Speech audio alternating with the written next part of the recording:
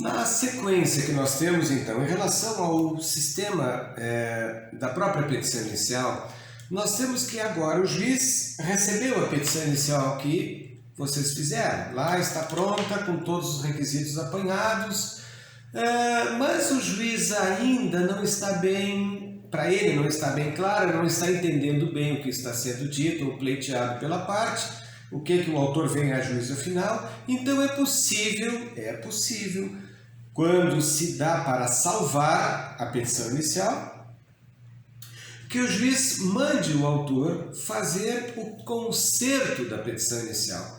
A este conserto vai se chamar, então, emenda à inicial. Ela será emendada, ela será consertada, os vícios serão supridos dessa inicial e o juiz vai dar um prazo para que a parte faça, então, esse trabalho, no sentido de, em 15 dias, responder ao juiz, agora trazendo o que ele deseja. O juiz vai ser muito claro nesse momento para dizer, olha, eu não estou entendendo a relação aqui de fato com o pedido, eu não estou entendendo aqui a situação do fato com a fundamentação jurídica, eu não estou entendendo nada. Então vamos lá, vamos consertar isso aqui para que eu entenda, para que eu compreenda, na verdade, o que está acontecendo, o que se está pedindo aqui, né? Ainda vamos dizer, um compromisso do próprio Código em tentar ajudar a parte para que o processo não seja extinto ali mesmo. Às vezes falta um complemento que é possível complementar, né? Por exemplo, falta o valor da causa na inicial. O juiz vai pedir emende o autor em 15 dias sobre o valor da causa. Falta ali a qualificação das partes, enfim, algum pequeno vício, vamos chamar sanável, consertável, que o juiz então abre este prazo para a emenda à inicial. É isso que diz o artigo então 321, quando ele nos acena: o juiz, ao verificar que a inicial não preenche os requisitos dos artigos 319 e 320, esse 319 principalmente nós vimos todos os requisitos, ou que a petição inicial apresenta defeitos e irregularidades capazes de dificultar o julgamento de mérito, determina que o autor, em 15 dias, emende ou complete, indicando com precisão o que deve ser corrigido ou completado. Vejam, há uma necessidade do juiz de não só mandar emendar a inicial, mas também indicar onde está o problema desta falha da petição inicial. Se o autor, e aí sim, o autor intimado em 15 dias a completar não faz nada, ele não atende à ordem judicial de emendar a sua inicial, o autor então não cumprindo a diligência, o juiz vai indeferir a petição inicial. Ora, este juízo indeferitório aqui cuida de uma sentença terminativa, quer dizer, termina o processo sem sequer enfrentar o mérito, até porque nem o réu vai ser chamado neste caso. Quer dizer, é uma relação direta autor-juiz, juiz-autor. Então, nesse sentido, a petição inicial teria uma rejeição. Aqui nós temos uma outra situação. Agora vejam, o autor esqueceu de um pedido. Está lá a petição inicial e ele, quando distribui a causa, já está no colo do juiz e o autor se lembra: puxa vida, mas eu esqueci de fazer um pedido. É possível que ele, vamos dizer, conserte este vício de esquecimento? Vamos ver então duas situações. O autor pode, até a citação, quer dizer, antes do réu ser chamado para o processo, ser citado para o processo, até lá o autor pode alterar o pedido ou adicionar o pedido, aditar ou alterar o pedido ou a causa de pedir, independentemente de consentimento do réu. É possível sem problema nenhum, tá? Porque, vejam, a relação processual ainda não está perfectibilizada. Nós temos aqui só autor-juiz, juiz-autor nessa relação. O réu está aqui, ainda não está lá, não está fazendo parte do processo, está lá quietinho no seu canto. Sequer sabe até agora que ele tem um processo contra ele. Mas aqui havia uma situação estranha, esse inciso segundo, que para mim soa absolutamente sem qualquer sentido. Que até o saneamento do processo. O que é o saneamento? Só para indicar a você, saneamento é uma fase vamos dizer, uma subfase, desculpe, que ela antecede a fase instrutória. Terminada a fase, aquela chamada postulatória, nós encontramos uma fase instrutória, lembram? Né? Depois a decisória. Mas entre postulação e instrução, existe ali um hiato que vai se chamar de fase de saneamento. Saneamento é uma faxina que o juiz faz, vamos dizer, uma limpeza das questões que devam ser resolvidas antes de entrar na fase probatória, que é a fase da instrução do processo. Então, até o saneamento, até esse momento, o autor pode aditar ou alterar o pedido e a causa de pedir com o consentimento do réu, assegurado o contraditório mediante a possibilidade de manifestação, no prazo de 15 dias, pelo réu facultado o requerimento da prova suplementar. Eu vejo que isso aqui é uma situação estranha, porque, tá bem, o réu já foi citado, mas entre a citação e até a fase de saneamento, é possível que o autor venha a aditar o seu pedido. E aí depende da anuência, da aceitação do réu para que este aditamento por parte do autor seja realizado. Então nós vamos ter aqui, o autor pode aditar desde que o réu consinta. Eu, como dizia, acho nesse caso que o inciso 2º traz uma certa anomalia no sentido da questão de deixar aberta ao autor esta porta para que o réu aceite que o autor venha a juízo fazendo um aditamento à sua inicial para, vamos dizer, aumentar a sua pretensão, a sua carga de pretensão contra o réu. É certo que o réu não vai aceitar, porque precisa, diz o inciso, precisa da anuência do réu. Então é claro que o réu não aceitaria. Nesse sentido, este inciso 2º me pareça que é letra morta. Mas é possível pensarmos que o autor, aí ao contrário, venha a juízo aditar o pedido para diminuir a sua quantificação.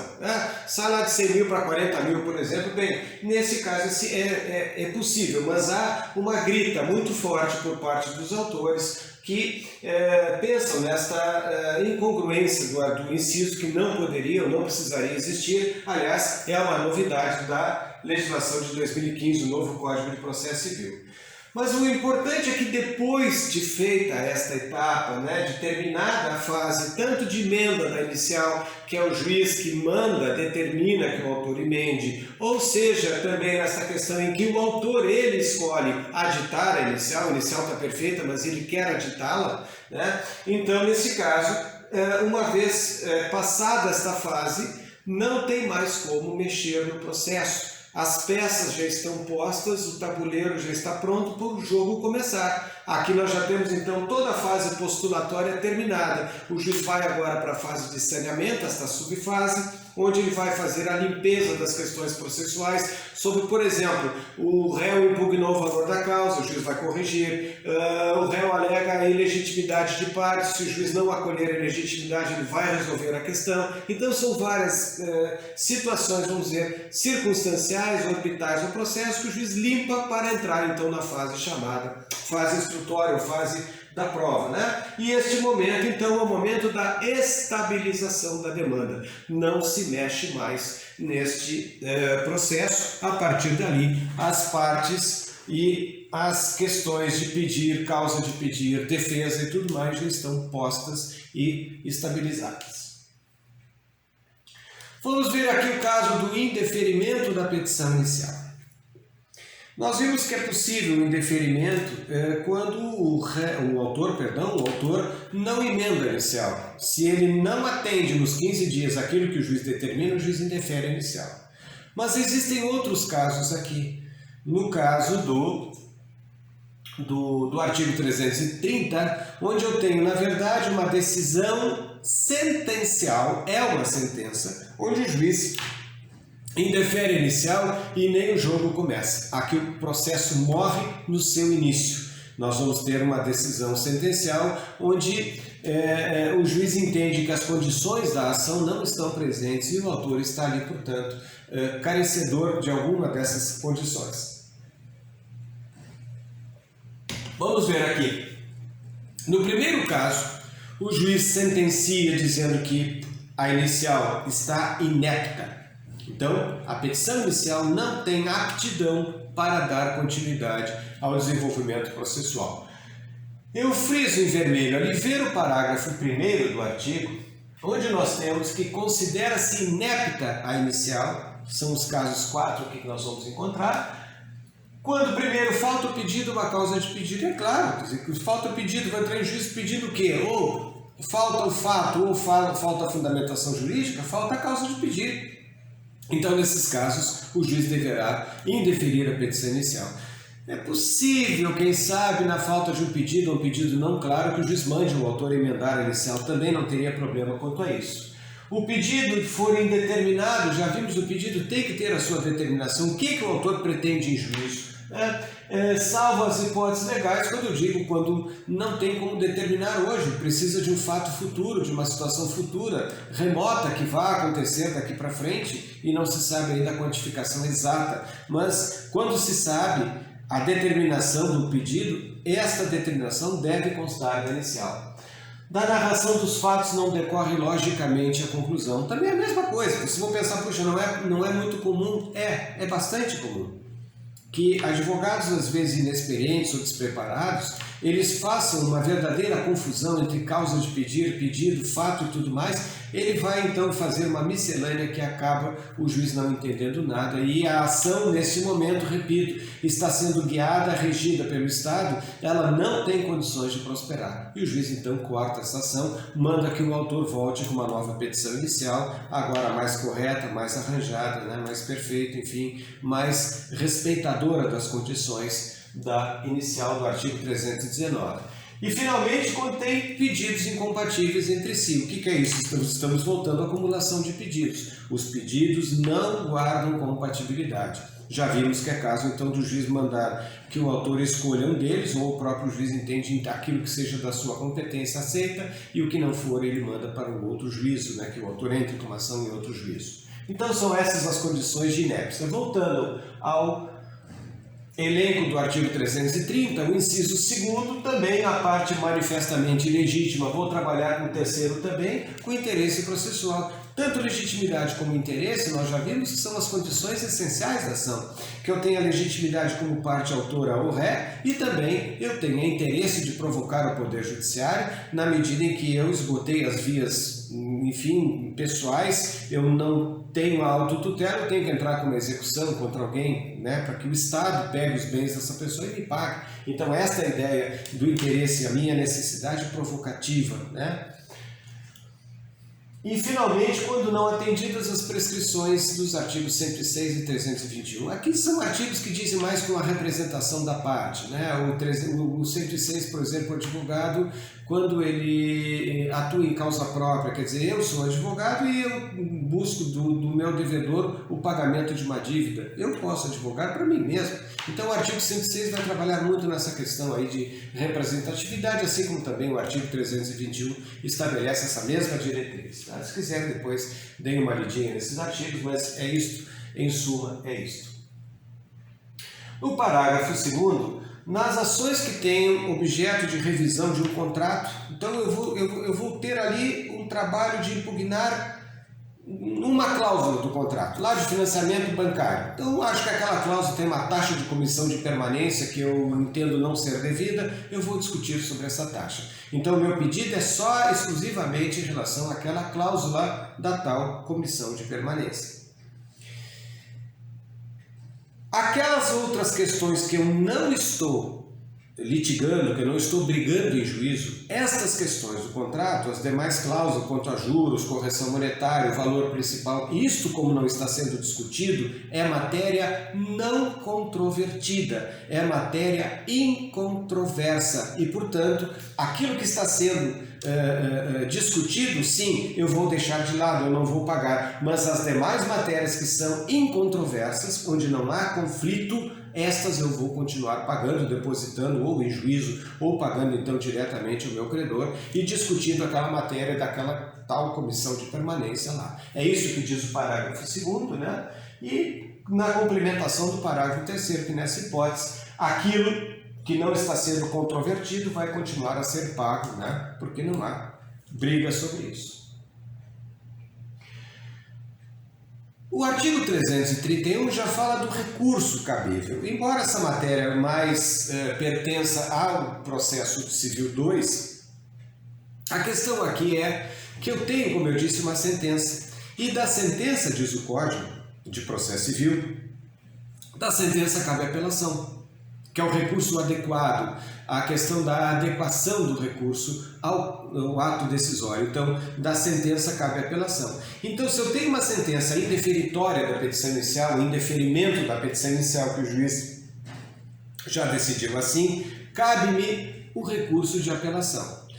Este recurso de apelação vai fazer, então, com que o juiz o receba e analisa. Puxa vida, mas olha, o Madeira aqui tem razão, eu acho que errei aqui a sentença, eu vou cassar minha sentença, eu vou revogar essa sentença e vou dar continuidade ao processo. Isso, gente, se chama juízo retratatório. O juiz pode reconsiderar o seu próprio ato. É o que diz, então, o caput do artigo. Se for indeferida e o autor apelar, é facultado ao juiz em 5 dias retratar-se. Aí o juízo de retratação, de reconsideração da sua decisão. E se assim o fizer, vai mandar citar o réu e segue o baile. Então agora com a contestação ou não do réu, enfim, o processo continua. Mas vejam, se não houver retratação, o parágrafo 1º diz, o juiz manda citar o réu para que responda não ao processo, mas ao recurso. Gente, aqui tem dado tanto pano para manga nesse tal parágrafozinho 1º do 331, porque, vejam, vai mandar citar o réu. A gente cita o réu é para responder ao processo e não ao recurso.